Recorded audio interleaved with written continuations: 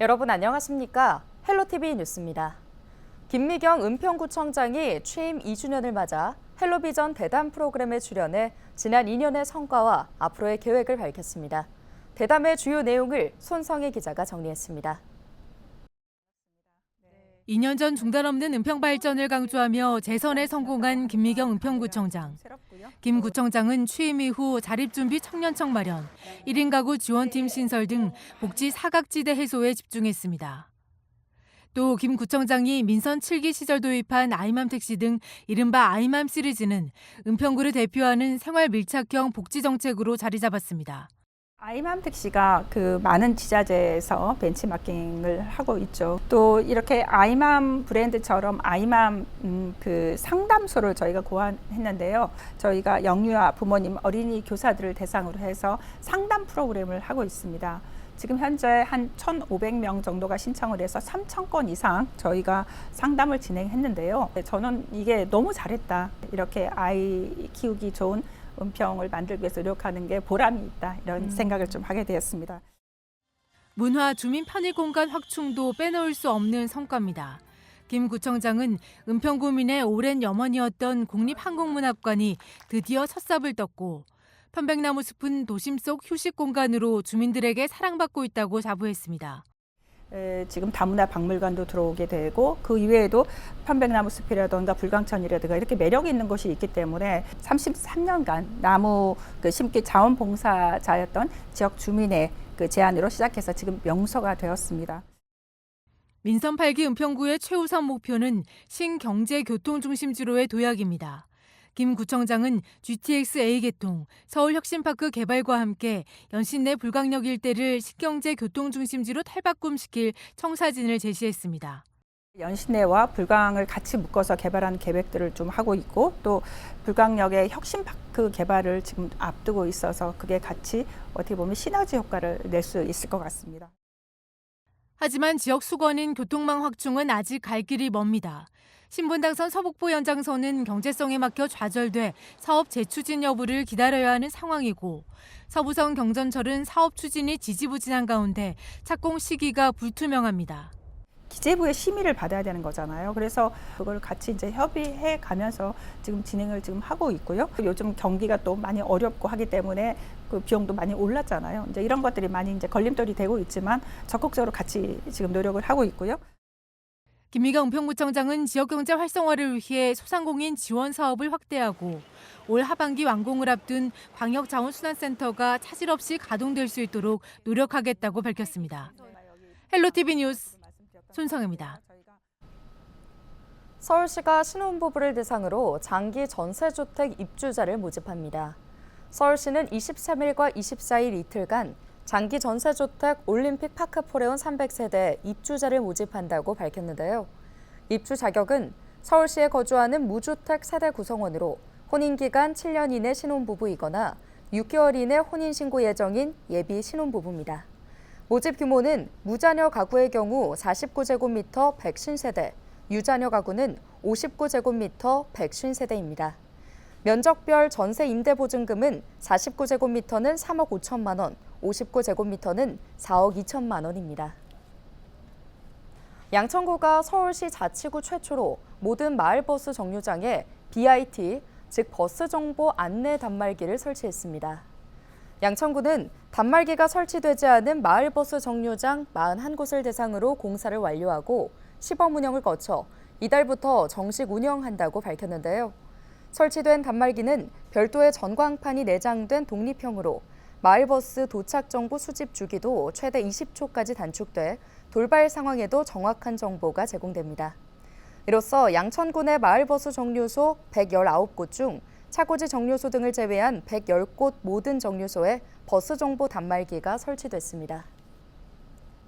양천 TNTFC가 K5 리그 서울권역 우승을 확정했습니다. 양천 TNTFC는 지난 21일 효창운동장에서 열린 13라운드 경기에서 서초 FC 이프를 24대1로 크게 누르고 우승을 확정지었습니다. 이번 우승으로 양천 TNT는 내년 FA컵 자격을 얻게 됐습니다. 서울 아파트 가격 상승이 수도권 상승세로 이어지는 양상이 나타나자 지난주 정부가 주택시장 안정화 대책을 내놓았는데요. 하지만 여전히 시장의 공감을 얻지 못하고 있습니다. 당장 기대할 수 있는 변화가 아니기 때문입니다. 이관성 기자가 전해드립니다.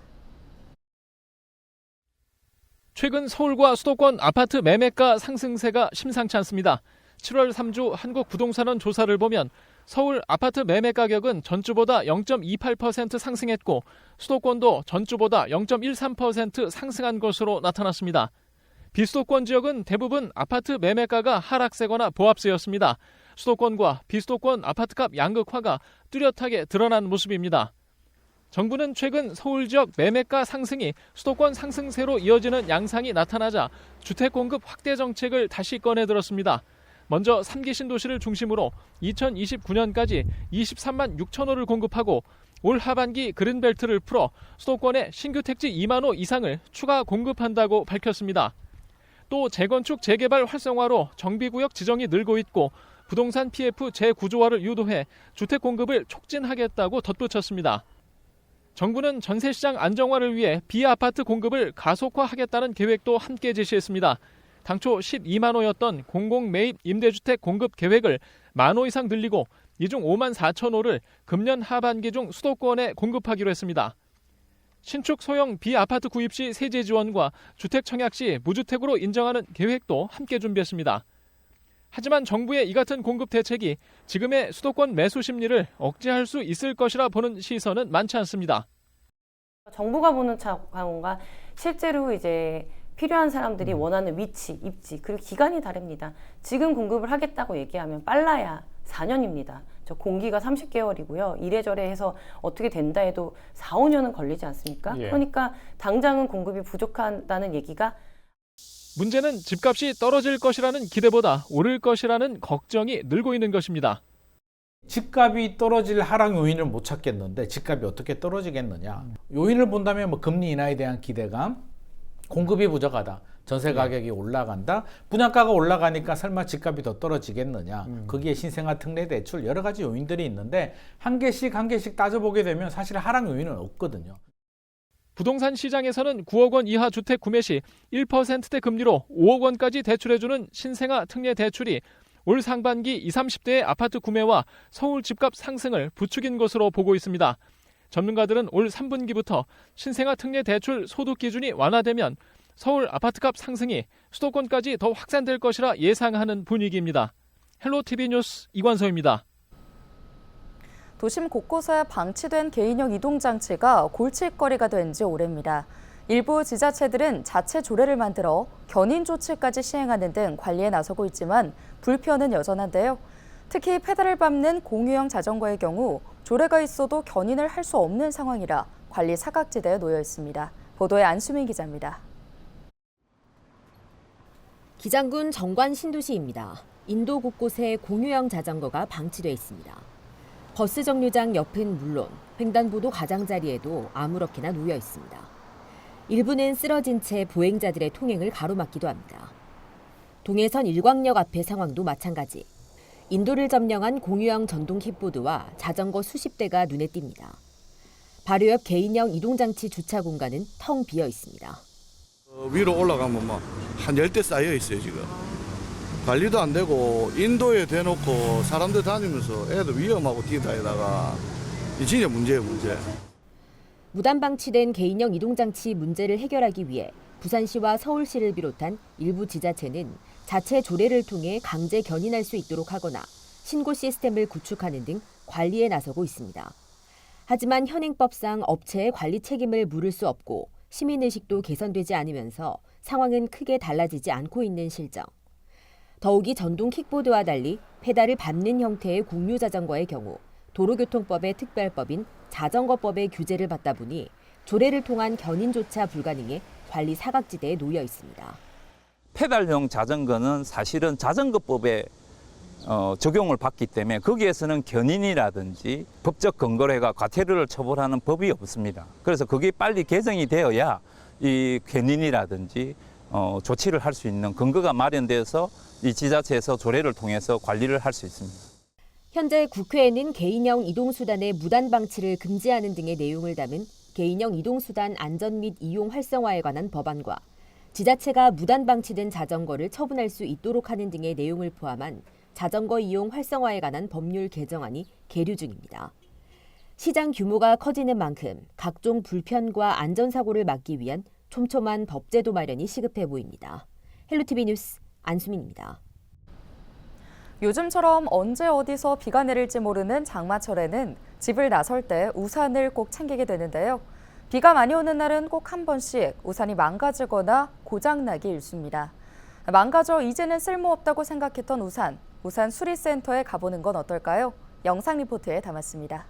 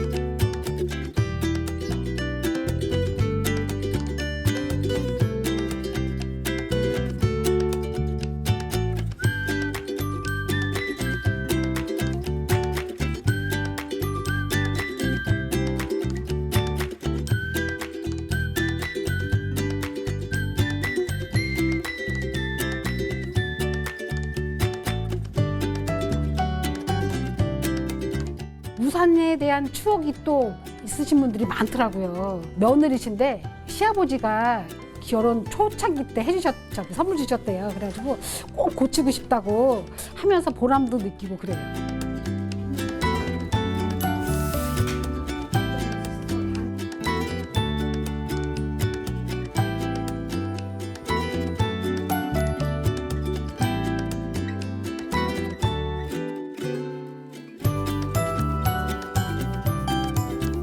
또 버려야 되고 또 사야 되고 이러는데요.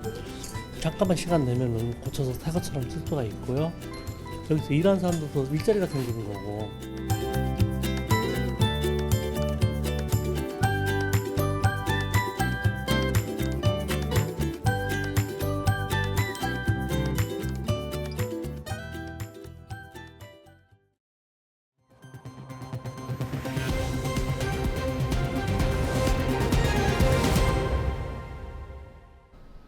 인천시가 올 하반기부터 1억 플러스 아이드림 사업을 본격 시행합니다. 시는 지난해 12월 발표한 1억 플러스 아이드림 정책이 모든 행정 절차를 완료했다고 밝혔는데요. 1억 플러스 아이드림은 인천에서 태어나는 모든 아이에게 태아부터 18세까지 1억 원을 지원하는 정책입니다. 기존에 지급되던 부모급여와 아동수당, 보육료 등 7,200만 원에 1세에서 7세까지 연 120만 원씩 840만 원, 8세에서 18세까지 월 15만 원씩 1,980만 원, 12주 이상 임산부 교통비 50만 원 등 추가로 2,800만 원을 지원해 총 1억 원을 18세까지 중단 없이 지원합니다. 현재 50만 원을 지급하는 임산부 교통비는 지난 4월 1일부터 시행돼 7월 19일 현재 11,795명이 신청했고 올해 2023년생 대상으로 120만 원을 지원하는 천사지원금은 6월 10일 시행돼 5,731명이 신청을 완료했습니다. 2016년생을 대상으로 월 5만 원씩 지급하는 아이 꿈수당은 8월 1일부터 시행하며 2034년까지 나이 구간별로 5만 원에서 15만 원까지 단계적으로 인상됩니다. 제11대 경기도의회 후반기 의장단이 취임했습니다. 지난 22일 경기도의회 대회의실에서 의장단 취임식이 열렸는데요. 김진경 경기도의회 의장은 강력한 협치 모델을 정립하겠다고 의지를 밝혔습니다. 김 의장은 의회가 명실상부 책임 정치의 주체로서 당면 현안과 위기에 선제 대응할 수 있어야 한다며 이를 위해 가장 필요한 것이 협치라고 강조했는데요. 구체적인 목표로 지방의회 이정표 제시와 지방의회법 제정을 언급했습니다. 오늘 준비한 소식은 여기까지입니다. 함께해 주신 여러분 고맙습니다.